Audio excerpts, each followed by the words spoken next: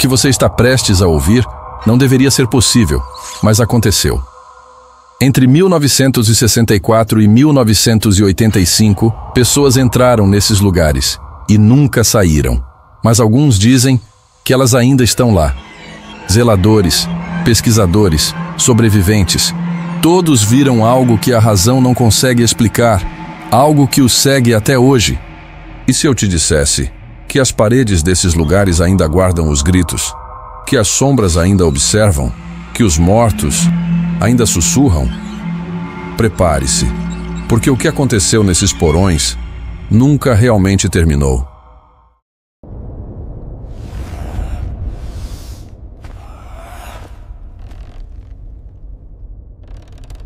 Há lugares onde a dor nunca morre, onde os gritos ecoam décadas depois do silêncio. Hoje você entrará em um desses lugares. Entre 1964 e 1985, centros clandestinos operaram nas sombras do Brasil. O que aconteceu entre aquelas paredes não deveria ser esquecido, mas alguns dizem que também não pode ser esquecido, literalmente. DOI-CODE, 4 letras que carregam décadas de terror. Departamento de Operações de Informações, Centro de Operações de Defesa Interna. Um nome burocrático para encobrir o inimaginável. São Paulo, Rio de Janeiro, Recife, Brasília, Belo Horizonte. Cada cidade tinha seu próprio centro. Prédios comuns por fora, câmaras de horror por dentro. Antes de continuarmos, você precisa entender algo. O que você está prestes a ouvir não são lendas urbanas. Não são histórias inventadas para assustar. São relatos documentados, testemunhos de pessoas reais. Algumas delas ainda vivas. Outras preferiram nunca mais falar sobre o que viram. 2003. Um zelador recém-contratado assume a vigilância noturna de um prédio comercial em São Paulo. Seu nome é Antônio. Ele tinha 52 anos, pai de 3 filhos, trabalhador dedicado, precisava do emprego. O pagamento era bom, bom demais na verdade. Ele não sabia que aquele prédio tinha outro nome, décadas atrás. Rua Tutóia, número 921, o DOI-CODE de São Paulo. Na primeira semana, tudo normal. Sons comuns de um prédio antigo, madeira rangendo, canos estalando, o vento batendo nas janelas. Antônio fazia suas rondas. Primeiro andar, segundo andar, terceiro andar.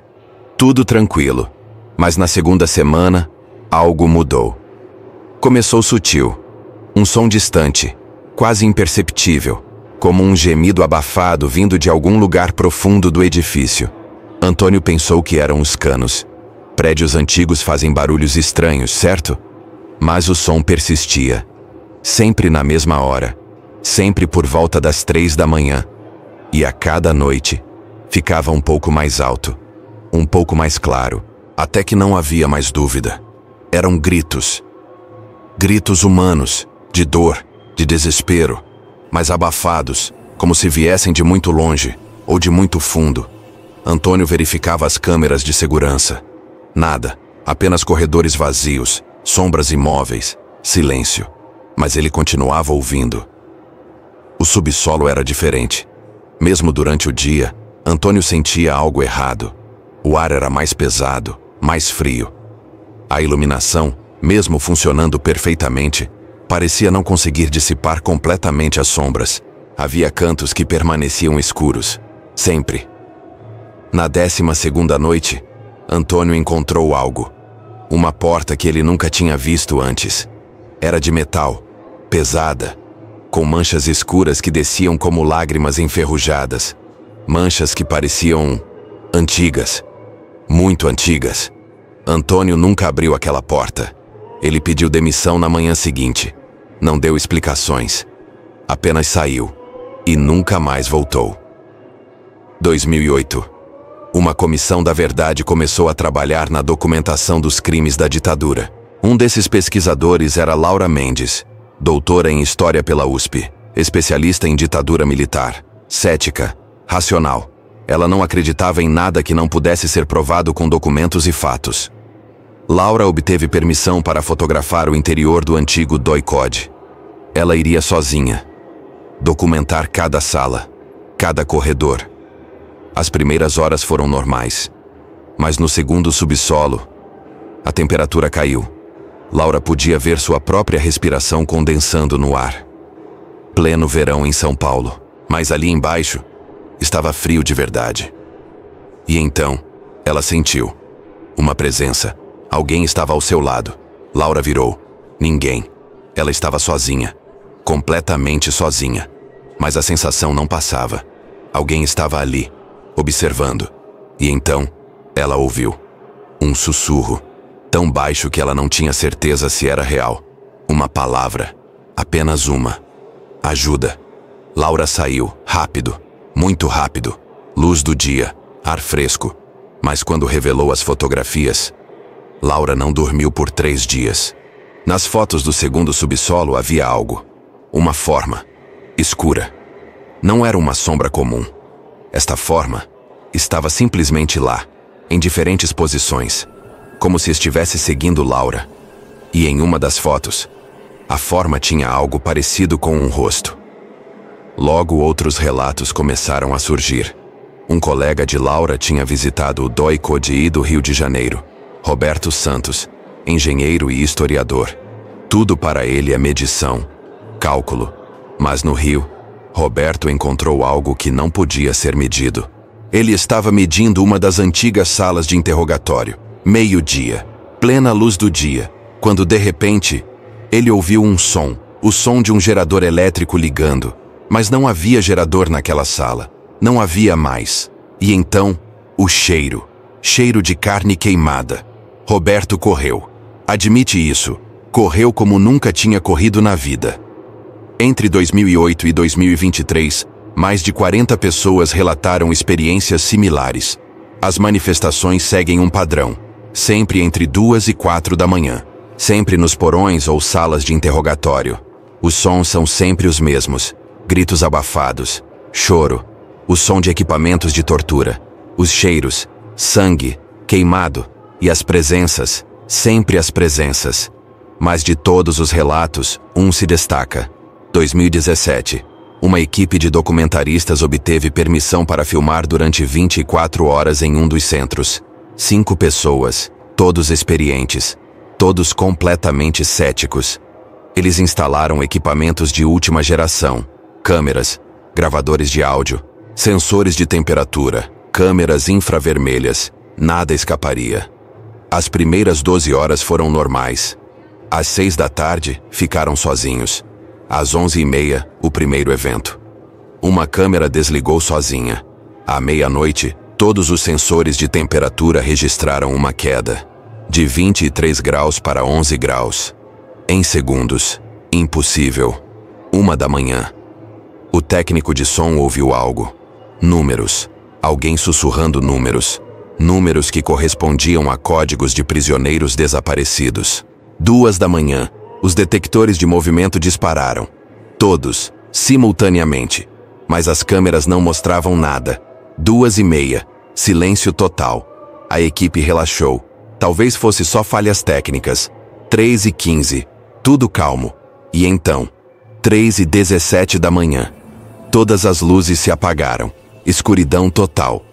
Os geradores de backup não acionaram. As câmeras continuaram gravando na bateria. E no escuro, eles ouviram passos, múltiplos, vindo de todos os lugares. Passos lentos, pesados, arrastados. E então os sussurros. Dezenas deles. Centenas. Vozes sobrepostas. Todos sussurrando ao mesmo tempo. Uma palavra que todos reconheceram. Lembrem. Um dos câmeras começou a chorar. Uma tristeza esmagadora. Uma dor que não era dele. Como se todas as emoções daquele lugar tivessem sido despejadas sobre ele de uma só vez. E então, alguém tocou o ombro do diretor. No escuro completo. Dedos. Pressionando. Gelados. Tão frios que queimavam. Ele gritou. Girou. Nada. Ninguém. As luzes voltaram. 3h20. 3 minutos de escuridão. A equipe estava em choque. O diretor tinha marcas vermelhas no ombro. 5 marcas. Como dedos. Queimaduras de frio. Eles saíram. Pegaram apenas as câmeras principais. Deixaram o resto. Não voltaram. Semanas depois, o diretor decidiu revisar as gravações. As câmeras infravermelhas tinham continuado gravando. E o que estava naquelas gravações mudou tudo. Figuras, dezenas delas. Formas humanoides, adultos, crianças, preenchendo os corredores, cercando a equipe, apenas paradas, observando. E claramente audível, os sussurros e a palavra. Lembrem. Especialistas analisaram as gravações. Todas eram reais, não editadas. As figuras eram fontes reais de temperatura, ou melhor, ausência de temperatura. Pontos de frio intenso. As vozes foram isoladas. Havia 43 vozes distintas, todas sussurrando. Não esqueçam. Contem nossa história. Digam seus nomes. O documentário nunca foi lançado, mas compartilharam as descobertas com famílias dos desaparecidos. E algo extraordinário aconteceu. Alguns reconheceram as vozes. Pais que reconheceram filhos. Esposas que reconheceram maridos. Pessoas que não eram ouvidas há 40 anos. E ali estavam suas vozes, pedindo para serem lembradas. Parapsicólogos apresentaram uma teoria. Lugares de trauma intenso podem criar impressões residuais. Não são fantasmas. São gravações, ecos. Como se o próprio espaço tivesse absorvido tanta emoção que ficou permanentemente marcado. É como um disco de vinil. As informações estão gravadas. E sob certas condições, a gravação toca. Outros acreditam que são manifestações conscientes, que as vítimas permanecem ligadas aos locais onde sofreram, não por escolha, mas por necessidade. A necessidade de testemunhar, de garantir que o mundo não esqueça, que suas histórias sejam contadas. Hoje, alguns desses locais são memoriais. Outros permanecem em uso comercial, escritórios, apartamentos, e os relatos continuam. Zeladores relatam sons inexplicáveis. Sempre entre 2 e 4 da manhã, moradores de apartamentos reclamam de pesadelos. Sempre os mesmos. Pessoas que nunca estudaram história, que não sabiam o que existia ali antes. Visitantes de memoriais frequentemente relatam sensações estranhas. Quedas de temperatura, a sensação de serem tocados, mal-estar físico. Algumas pessoas precisam sair, não conseguem permanecer, como se seus corpos rejeitassem aquele espaço. Há casos de sensitivos visitando esses locais sem saber onde estavam, e os resultados foram perturbadores. Eles descreveram cenas, eventos, detalhes que só poderiam ser conhecidos através de documentos classificados. Uma sensitiva apontou para uma parede e disse que havia um corpo ali. Investigadores fizeram análise com radar. Encontraram uma anomalia, exatamente onde ela apontou. Sobreviventes que retornam vivem experiências distintas. Maria Helena retornou ao centro onde foi torturada. Quando entrou na sala, ficou em silêncio. Então, começou a chorar, mas não de dor. Ela disse que sentiu todos eles ali, todos os que não saíram, e disse que eles a reconheceram, que estavam orgulhosos que ela tivesse sobrevivido, livre, viva, lembrando. A ciência não tem explicações definitivas. Psicólogos falam sobre trauma coletivo. Físicos falam sobre campos eletromagnéticos. Mas todas as teorias reconhecem que algo aconteceu ali que transcende nossa compreensão normal. Que a dor humana deixa marcas que persistem, que ecoam, que se recusam a desaparecer. Talvez seja a culpa coletiva de uma nação. Talvez seja algo que não podemos compreender. Ou talvez seja simplesmente a história se recusando a ser esquecida. Almas que nunca encontraram paz, presas entre o que foi e o que nunca poderá ser desfeito. Memórias que não podem morrer porque ainda têm trabalho a fazer. Testemunhar, acusar, lembrar. Estas paredes guardam mais do que história. Guardam verdades que ainda precisam ser contadas. Verdades que ainda sussurram nas sombras. E esta foi apenas uma das histórias. Os arquivos estão cheios de relatos, cada um mais perturbador que o anterior. A pergunta é: você tem coragem de ouvir o resto? Porque o que você ouviu hoje é apenas a superfície do que realmente aconteceu naqueles lugares.